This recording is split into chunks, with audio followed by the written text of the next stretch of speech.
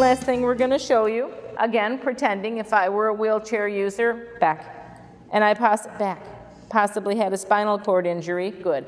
I might not be able to take off my shoes or my socks, again, because of the lack of dexterity in my fingers and or the ability to literally take the shoes off. I might wear very large cuffed pants so they can use this as handles. So I might be able to drag my leg up here. You're going to come around. Nope. Come. Nope. No. No. Come around. No. Come around. Come on. Yes, good. She has to get herself positioned. You can get that shoe, please. Yes, you can. Yes, that's a good girl. Uh-oh. Come here. Right here. Thank you very much. It got stuck on her canines. Very good. So I would be able to put my shoe away. Back up. No. Back. Good girl. And get my other leg up and leave it. Oh, good girl. Go ahead, get my shoe. Oh, beautiful. Thank you very, very much. That's very helpful. Good girl. And then she would do the same thing with socks. I have nylons on today, so we won't demonstrate that one, but the last thing we will show you is the clothing article. This could be a coat, jacket. It is a sweatshirt. I don't usually dress this casually, but for demonstration purposes, it works well. If I were a spinal cord injury patient and I wouldn't have the complete ability to move my shoulders or my arms, I can nudge my hand down, I can nudge my sleeve and my cuff down, and again, we'd be able to have the dog help us with this. Take it, please. Pull.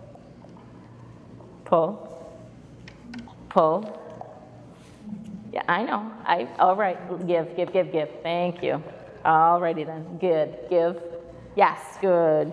She's used to taking both sleeves off and it fully coming off, so she keeps pulling, but we would be able to do our own, to be able to have her come around and do the second sleeve. Again, it could be a scarf as well. In the winter, we wear them 9 months a year here in Michigan, so the gloves, the scarves, the coat.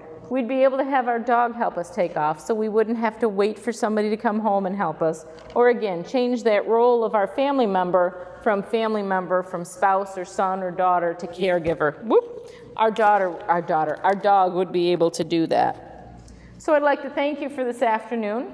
I'm not sure if we'd like to take questions and answers. Is that possible? Yes. We have time for that. So does anybody have any questions? Yes, please. Thank you for waiting. Yes. Not do they always wear that little jacket? Very good question. Do they always wear the jacket that Cricket has on? You may lay down. Take a load off. There you go. Down. Good girl. And the answer is yes. Here's the reason why behind it.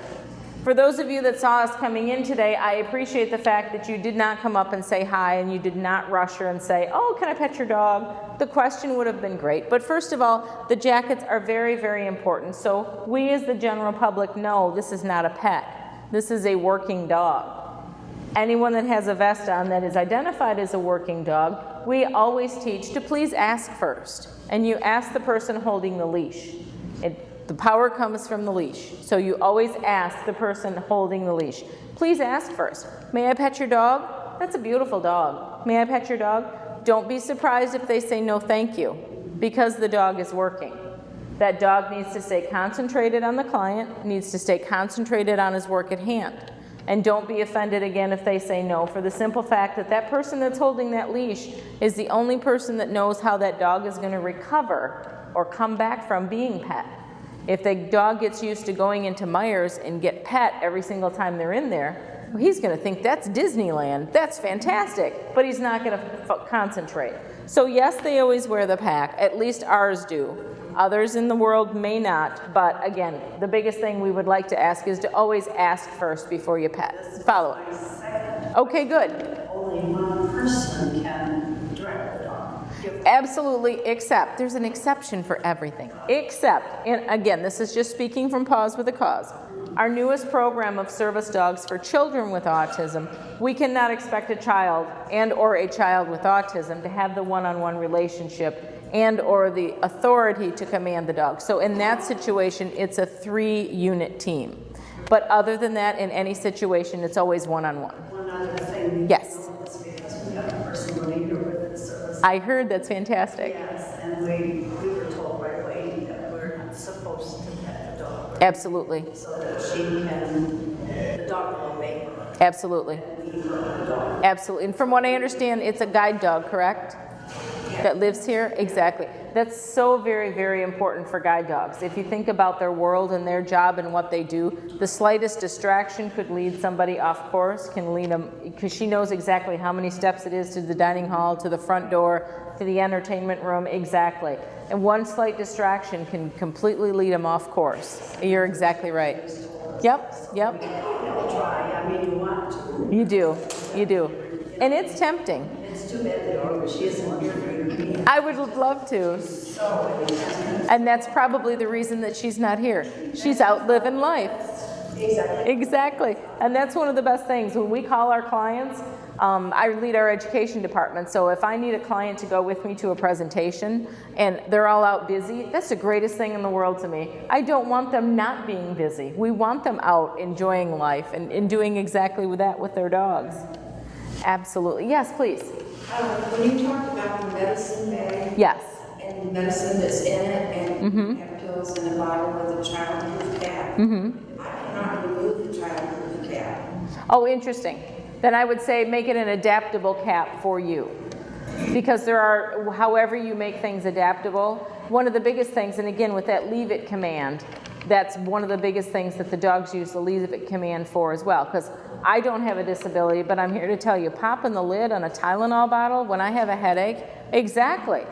Things pop out, accidents happen, pills will fall, and that's another reason for our leave it command is exactly that. So in that particular instance, we would have the client to do what they can to make that as adaptable as possible. It could perhaps go into a Ziploc bag, something like that. Another question. Yes. My daughter has some problems that she has a chihuahua. Uh-huh. And she had a very bad incident happen to her at a Walmart store in Texas where they laughed at her because she had a chihuahua for a service animal, and they didn't believe her. They just thought it was a ruse to get into the store. Yep. They called the police, and it was just terrible. Yep. And people do not expect to see something other than a lab or German Shepherd as a service animal, and yet there are all kinds of, all sizes and all types of dogs that are doing that. Absolutely. Very true statement and very good point. We as a National Assistance Dog Organization, we work very, very hard for the clarity for the ADA to allow those service dogs, whether they have a vest or whether they don't in. That's an unfortunate incident, but as you kept talking about it, I was very, very glad that it unfortunately got to the point that it did, because right there with the denial of a national retailer, the very first thing that needs to happen is the law enforcement needs to be called in. She's retired military 20 years. Oh, bless her heart. Believe me, in less than a week, signs went up and their employees were schooled. Yep, I was going to say it. I could almost predict the outcome of the entire situation, and it include education. Yep, good for her. Good for her. And it's unfortunate, but that's the way things get done on the grassroots, ground level, with exactly that denial at first. But again, she was breaking a stereotype because of the stereotype of the golden retrievers and the labs through the guide dog. The guide dog industry has about 75 years on us in the assistance dog agency. They've been around for more than 100 years, and we've been here 33. So there are some unfortunate stereotypes out there, but she did the exact right thing in pursuing that entire situation, because they violated her civil rights in a Title II. So they knew exactly what they were doing in the recovery process and what they could have been fined with. I'm glad it came out as it did. It's an unfortunate situation, but she educated a lot of people down there. Good for her. Thank you for sharing that.